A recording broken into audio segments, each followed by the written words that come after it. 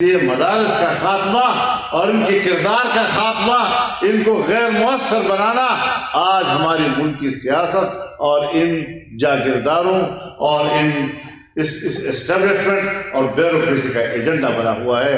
اس کے علاوہ کوئی مقصد ان کا نہیں۔ اگر یہ ملک جس کے لیے قربانیاں دی گئی ہیں ایک نظریے کی اساس پر دی گئی تھی، ہم نے برصغیر کے مسلمانوں کو دھوکہ دیا تھا، یا تو اعتراف کر لو کہ ہم نے منافقت کی تھی، پھر منافقوں سے نمٹنا بھی ہم جانتے ہیں۔ جس سروں کے اوپر یہ پگڑیاں باندھی گئی ہیں، یہ سر جھکانے کے لیے نہیں بلکہ سر اونچا رکھنے کے لیے۔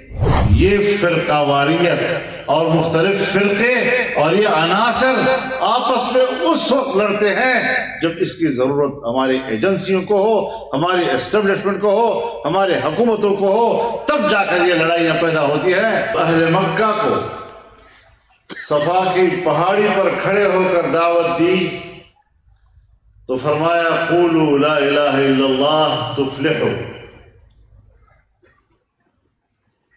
لا الہ الا اللہ کا کلمہ پڑھ لو تم کامیاب ہو جاؤ۔ 77 سال اس ملک کے بیت چکے ہیں، ہم ذرا اپنی تاریخ پر غور کریں کہ ان 77 سالوں میں لا الہ الا اللہ کے مقدس نعرے کے ساتھ ہمارا رویہ کیا رہا، ہمارے پارلیمنٹ کا رویہ کیا رہا، ہمارے حکمرانوں کا رویہ کیا رہا ہے، ہماری اسٹیبلشمنٹ کا رویہ کیا رہا ہے، ہماری بیوروکریسی کا رویہ کیا رہا ہے، ہمارے جاگیرداروں کا رویہ کیا رہا ہے، ہمارے سرمایہ داروں کا رویہ کیا رہا ہے، ہمارے صنعت کاروں کا رویہ کیا رہا ہے۔ کیا آج اتنا عرصہ گزرنے کے بعد ہم نے ان رویوں پر کوئی غور نہیں کرنا؟ کیا ہم نے اس نعرے کا حق ادا کیا؟ کم از کم میں واشگاف الفاظ کے ساتھ یہ بات کہنا چاہوں گا کہ اس نعرے کے ساتھ جو زیادتی ہم نے من حیث القوم یا ہمارے اشرافیہ نے ادا کیا ہے، وہ اللہ کے ہاں ناقابل معافی ایک جرم کیسے بچتا ہے۔ کچھ ایک لمحہ کے لیے تو ہمیں غور کرنا چاہیے۔ قرارداد پاکستان پاس ہوئی، اس کے اندر جو قیام وطن کا مقصد بیان کیا گیا اور جس کی نسبت ہم قائد اعظم محمد علی جناح کی طرف کرتے ہیں کہ انہوں نے یہ قرارداد پیش کی تھی، اسی قرارداد میں جب ابھی نہ پاکستان کا وجود قائم ہوا تھا نہ اسرائیل وجود میں آیا تھا، لیکن صہیونی بستیاں قائم ہو رہی تھیں، یہودیوں نے مسلمانوں کی فلسطینیوں کی سرزمین پر قبضہ کرنے کا آغاز کر لیا تھا، وہاں پر بستیاں قائم کرنا شروع کی تھی۔ تو اس قرارداد کا حصہ ہے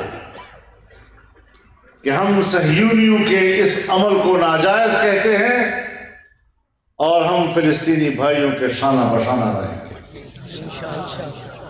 یہ اس وقت کہا گیا تھا، میں وہ یاد دلا رہا ہوں، اپنی بات نہیں کر رہا ہوں۔ یہ پاکستان کی بنیاد میں شامل ہے، یہ اس کی اساس میں شامل ہے۔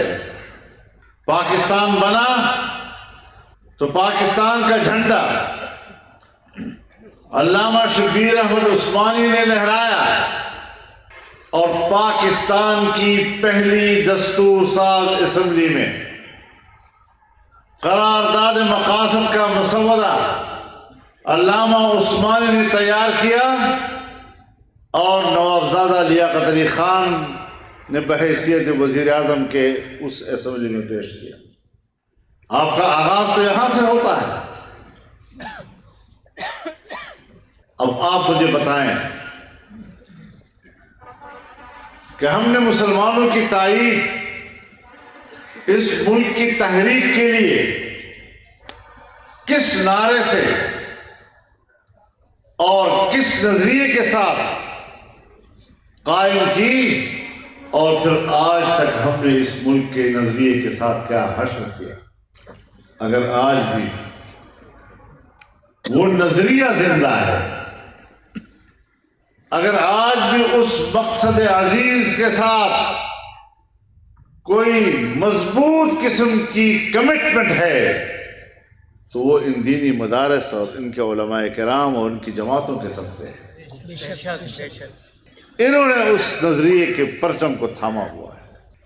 اگر یہ مدرسے نہ ہوتے تو یہ نظریہ تو آپ نے دفن کر دیا تھا۔ اور آج بھی آپ کا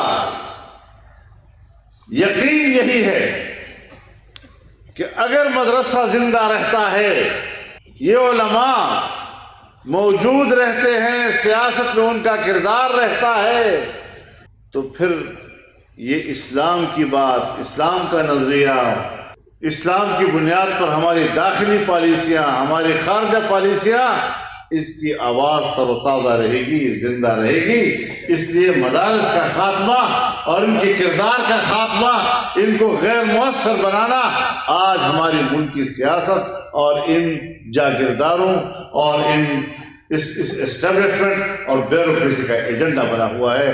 اس کے علاوہ کوئی مقصد ان کا۔ اس سے آپ اندازہ لگائیں کہ اس ملک کی استحکام کے لیے اور اس کے نظریے کے استحکام کے لیے آپ کی دینی مدرسے کی کس قدر ضرورت ہے۔ بدقسمتی سے ہمارا کالج اور ہماری یونیورسٹیاں جو حکمرانوں کے نگرانی میں چل رہی ہیں، آج وہاں یہ نظریہ دم توڑ چکا ہے۔ تو اگر یہ ملک ہمیں پیارا ہے تو ایک نظریے کی بنیاد پر ہمیں پیارا ہے۔ اگر یہ ملک جس کے لیے قربانیاں دی گئی ہیں ایک نظریے کی اساس پر دی گئی تھی، یا تو اعتراف کر لو کہ ہم نے دھوکہ دیا تھا، ہم نے بر صغیر کے مسلمانوں کو دھوکہ دیا تھا، یا تو اعتراف کر لو کہ ہم نے منافقت کی تھی۔ پھر منافقوں سے نمٹنا بھی ہم جانتے ہیں۔ ہم نے اگر اس ملک کی سیاست میں سر اٹھایا ہے، اور یہ جو پگڑیاں آپ کو بندھوائی گئی ہیں، جس سروں کے اوپر یہ پگڑیاں باندھی گئی ہیں، یہ سر جھکانے کے لیے نہیں بلکہ سر اونچا رکھنے کے لیے۔ اور پھر الزام علماء کرام پر کہ یہ تو پھر قواریت پیدا کرتے ہیں، یہ تو مذہب کے نام پر لوگوں کو لڑاتے ہیں۔ جھوٹ کیوں بولتے ہو؟ ایک عالم دین نے قرارداد مقاصد کا مسودہ پیش کیا، آج وہ آئین کا حصہ ہے، کسی مکتب فکر کا اس کے اوپر جھگڑا نہیں ہے۔ سن 1951 میں 22 اسلامی نکات پر تمام مکاتب فکر نے اتفاق رائے کیا، آج بھی اس پر اتفاق رائے موجود ہے۔ مذہبی دنیا کی سیاسی قیادت نے ہمیشہ ہم آہنگی کا کردار ادا کیا ہے۔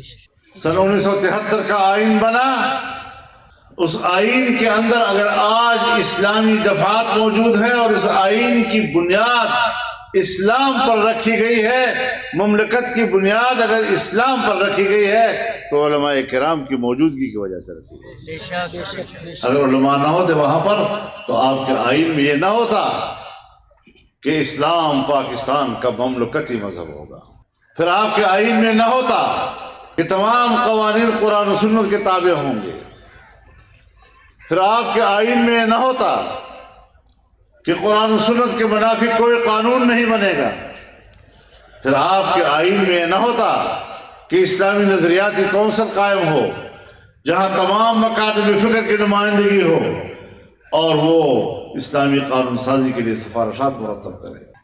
عقیدہ ختم نبوت کے تحفظ کے لیے آئین میں متفقہ ترمیم آئی تو یہ پارلیمنٹ کے اندر علماء کے کردار کے نتیجے میں آئی۔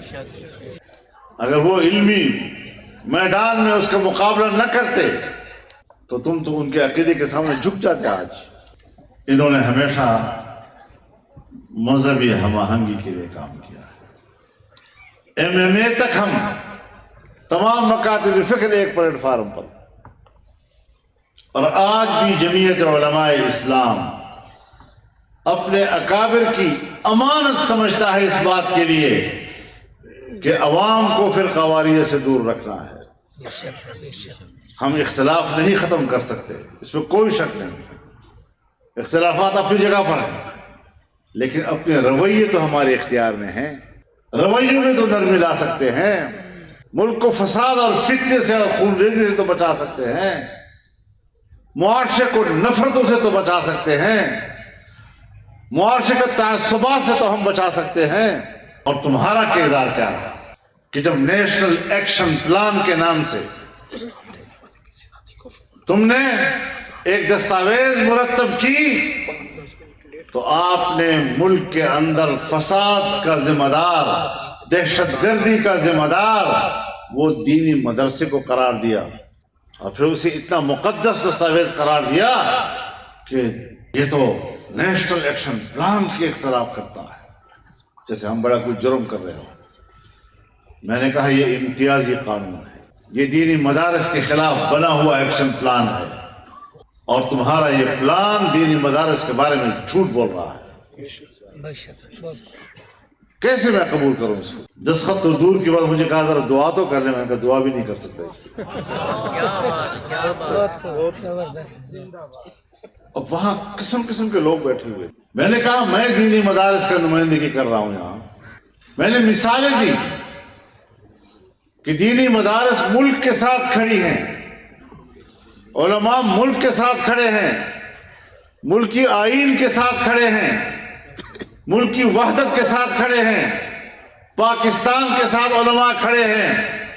آپ نے ان کو تو نشانہ بنایا، لیکن یہاں وہ لوگ بھی بیٹھے ہیں جو قوم پرستی کا نعرہ لگاتے ہیں، قومیتوں کی جنگ لڑ رہے ہیں، لسانیت کی جنگ لڑ رہے ہیں، صوبائی تعصبات کی قیادت کرتے ہیں، مہاجر اور سندھی کا سوال پیدا کرتے ہیں، سرائکی اور پنجابی کا سوال پیدا کرتے ہیں، بلوچ اور پشتون کا سوال پیدا کرتے ہیں، پشتون اور ہزارے کا سوال پیدا کرتے ہیں، پشتون پنجابی کا سوال پیدا کرتے ہیں۔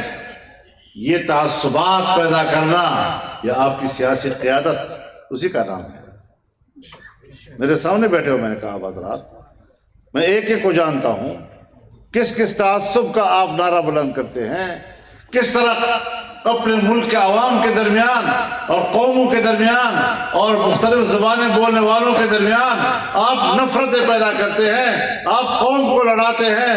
تعصبات اور نفرتیں آپ کا کام ہے، اور نشانہ بنا دیا آپ نے معصوم مدارس اور علماء کا جو قوم کے ساتھ کھڑے ہیں، وہ ہمارے فرقوں کا نام لیتے ہیں۔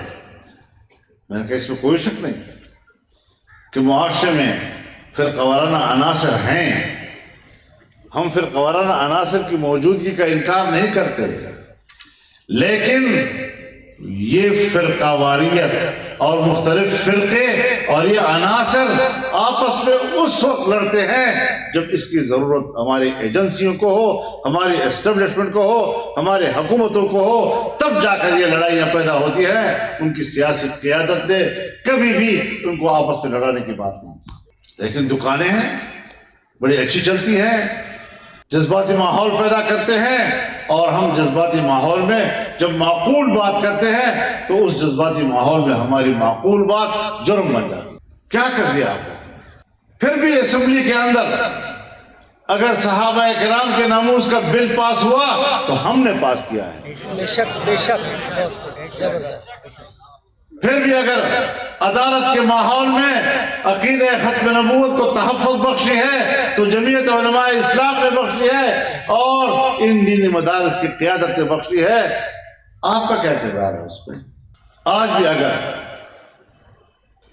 پاکستان جب بنا تھا اور اسٹیٹ بینک آف پاکستان کا افتتاح ہوا اور اس کی افتتاحی تقریب سے قائد اعظم نے خطاب کیا تو انہوں نے ہی کہا تھا کہ ہماری معیشت کا مدار اسلامی تعلیمات پر ہوگا۔ مغرب کی نظام معیشت نے تو ہمارے لیے مشکلات پیدا کی ہیں۔ آج سود کے خاتمے کے لیے آئینی ترمیم جمعیت علماء لانے میں کامیاب ہوئی ہے۔ آپ نے ایک ڈھیلا ڈھالا بےمانی قسم کی فیڈرل شریعت کورٹ بنایا جس کے فیصلے کی کوئی وقت نہیں تھی، اور اگر اس کے فیصلے کے خلاف اپیل ہو جاتی تو وہ اپیل قیامت تک کے لیے اپیل ہوتی، اس کی سماعت کا کوئی زمانہ ہی نہ آتا۔ جس کورٹ کا اپنا جج اپنے کورٹ کا چیف جسٹس نہیں بن سکتا، جس کا اپنا فیصلہ 1 منٹ کے اندر اندر غیر مؤثر ہو جاتا ہے اپیل کی صورت میں، جمعیت علماء اسلام نے اس میں جان ڈالی ہے بے شک کہ اب آئین کی روح سے اس کا اپنا جج ہی اس کا چیف جسٹس بھی بن سکے گا، اور اس کے جج کو ایک عزت اور احترام کا ماحول ملے گا، اور اگر اس کے خلاف اپیل کی گئی اور سپریم کورٹ یا شریعت اپیلٹ بینچ نے 1 سال کے اندر اندر اس پر فیصلہ نہ دیا تو اسی شریعت کورٹ کا اپنا فیصلہ خود بخود مؤثر ہو جائے گا۔ تو سود کے خلاف فیصلے میں تو اسی شریعت بینچ نے دیا ہے۔ آپ لوگ تو کہتے ہیں کہ 1 جنوری 2028 سے سود ختم ہو جائے گا، لیکن یہ آپ نہیں دیکھ رہے کہ شریعت بینچ کے اندر جو طاقت پیدا ہوئی ہے، اسی 26ویں ترمیم کی جو بنیاد رکھی گئی ہے اس میں یہ سب سے پہلے لکھا گیا کہ یہ ترمیمی بل جب پاس ہو جائے گا، ایکٹ بن جائے گا، تو فوری طور پر ملک کے اندر نافذ العمل ہوگا۔